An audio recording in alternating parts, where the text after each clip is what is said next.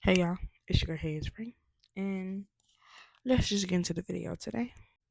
So last night, I'm just gonna give y'all a little context for what I read this morning and all this other stuff after. But I'm just gonna tell y'all what I had dreamed about last night. So last night, I had a dream where I was in a diner, and in the back of the diner, it was a jailhouse. I didn't understand the origin of the jailhouse being connected to a diner, but I just noticed that it was a diner. I was shopping at the diner, getting me some food. It was kind of like an all-you-can-eat buffet. So it switches from me, almost like moving to a camera in a movie, to another person. It was a white lady. She was a little chunky, and she was getting out of said jailhouse. So after she got out the jailhouse, towards her exiting the jailhouse and like breaking into the diner, in so many words, not breaking in, but separating into the diner, there was a person, I guess was an inmate, and she stabbed her with like a needle, a really thick needle. And the lady, she obviously screamed like ow, and she had the opportunity to fight her and possibly get more charges, but she decided to keep it pushing because she noticed that she was about to be on the verge to freedom. So afterwards, she sat down at the diner, and then it goes back to me in the dream, and I'm just looking at her. I kind of thought it was a little strange. I feel like the guy was highlighting her to me, but I didn't know exactly why. So afterwards, she sits down. It was her son waiting out for her, I guess, to pick her up because you know how it works. If you ever been to jail, you have somebody to pick you up, take you home, whatever the case may be, right? So she's sitting down, and at the time before the scene that we saw her, where I saw her getting out of the jailhouse, she was covering herself and her tattoos with makeup. Now, do I know the tattoo? No, I do not. But I just know it was covered up with makeup. So I guess that was a form of her disguising herself in some way, shape, or form. Don't know the reason why exactly. But she was talking to her son and a couple people around her son, and she was just trying to act like a normal civilian, minding her business. And then there was a lady that looked down at her and her tattoo, and the tattoo, you can see it vaguely, but you can tell it was a tattoo under there because the makeup wasn't that good. So when the lady noticed the tattoo, she looked at the other lady that just got out and was like, "Why are you here? Like, why? I can't believe that you're here."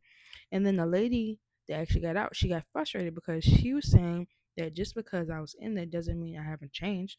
I'm here because I'm free and I want to enjoy my freedom. So afterwards, the lady started having more commotion that saw the tattoo. And the other lady that just got out, she said, "I don't have time for this. I'm finna leave. I'm not finna go back to my old ways," and walked out the door. So back to me in the dream, I'm just thinking, I'm like, what just happened? So confused, whatever, whatever. I'm just minding my business, but I'm still there for some reason. Afterwards, I got my food and I just felt the urge to just finally leave. Don't know why I left, but I just know I finally left. Then I woke up.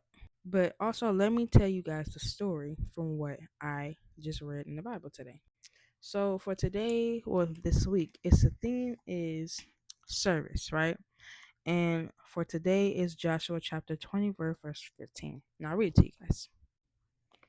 But if serving the Lord seems undesirable to you, then choose yourselves this day whom you will serve, whether the gods of your ancestors served beyond the Amorites or the gods of the Amorites in whose land you are living. But for me and my household, we will serve the Lord.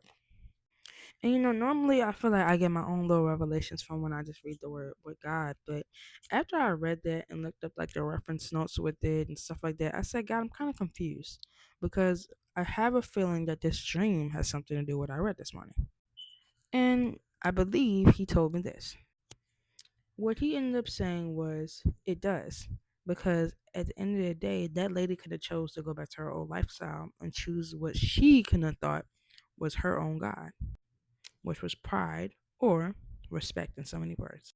Because if you guys know or have ever been into jail or incarcerated, respect is a big thing. And a lot of times people don't just say respect and do respect in the proper way. You have to fight to earn your respect, almost like if you were in a gang and getting street credit. But in the diner, she chose to choose peace and to choose a new life for herself. And what I got from that whole dream was there's going to be times where people are going to bring back your old life. They're going to slander who you were before you gave your life to Christ and things like that. But you have to remember who you are in Jesus Christ. And not only that, changing and growth may not be drastic, but it's a process and it's a constant decision to choose whether you want to honor God or honor your flesh. Because if you think about it in Joshua chapter 24, verse 13, He was basically telling them, I believe it was not Isaiah, it was Elijah, was telling those people, choose your gods. Which one would you choose? Will you serve God, my God, or would you serve your gods? And the thing about it is, people don't like change sometimes, or they just want to stay comfortable, and they don't realize what they're sacrificing behind their comfortability. So let me ask you guys something today. I don't know if you guys got anything from the dream like I did or not, but what I got from it is, are you gonna go back to your old ways when things get difficult? Are you gonna go back into comfort zone? Because I'm gonna tell you why I said that. So recently, my brother he smokes ganja, right? And I remember he asked me to take him somewhere in his car because he went to go pick it up and he was tired, whatever, right?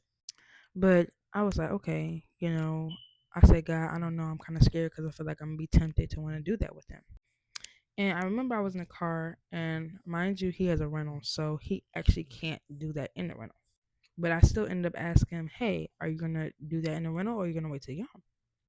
So he said, oh, I'm gonna wait till I get home. Which I was so happy because I'm like, I'm on my breaking point. I've been sober for some time now, but I'm not trying to break and it's getting to a point where I feel like I'm about to relapse. So afterwards, we finally get what he needs to get, goes to the store, whatever, whatever. But on the way to the store, and also before we got to the place, he was hitting a vape pen. And I don't know if I got secondhand smoke or what, but I got a lot of whiffs of it. Not intentionally, but just because it was in the atmosphere and in the air. So when I got home, I had got some ice cream because he was like, here, I'm going to get you something for, taking me, blah, blah, blah. My mom looked at me and asked me, am I okay? I told her, yeah. And then she asked me again. I said, well, yeah, a little bit, but, he was hitting his vape in the car. And I just finally got a little whiff of it and I felt a little off. She was like, oh, okay, just have a good night. But long story short, run from your temptations and the things that is easy or seems difficult, give it to God because that is you actively choosing which God you serve. Are you going to choose your flesh? Are you going to choose the devil's way or his kingdom? Or are you going to choose God's kingdom? You have the option today.